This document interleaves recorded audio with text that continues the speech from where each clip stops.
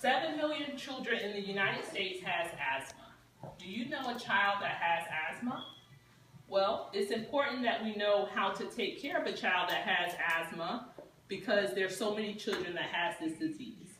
So first, let's review what asthma is.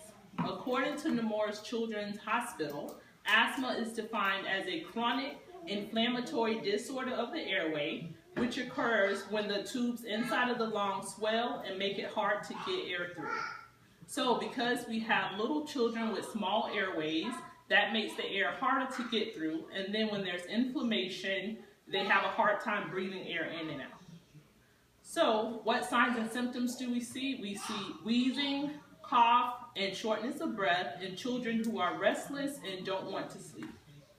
So now that we've defined asthma, what do we need to do to care for children? Well, first we need to know what medications they're going to be taking, how often to give them the medications.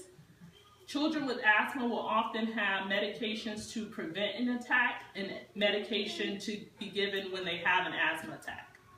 Oftentimes, a child will have an inhaler, 1 or 2, and a nebulizer machine. With the inhaler, there's usually a spacer, especially for young children.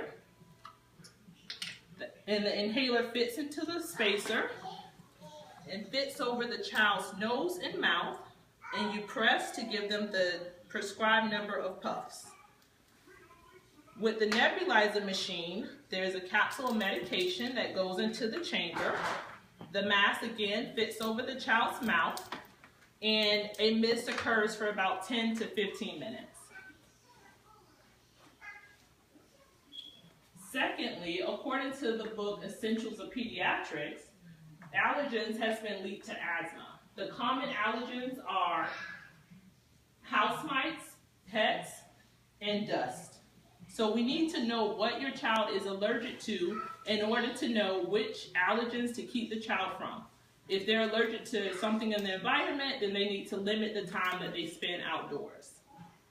In the event that a child has an asthma attack, we need to remember that it's important to keep the airway clear. The way we do this is to give the emergency medication, which is oftentimes the inhaler and not the nebulizer, and we just call 911. We call 911 even if the symptoms subside so that the child can be evaluated for any further complications. So in conclusion, the day-to-day care of a child with asthma is very important for us all to know because there's so many children affected by the disease and because of the emergent nature of the disease that could occur if we do not intervene.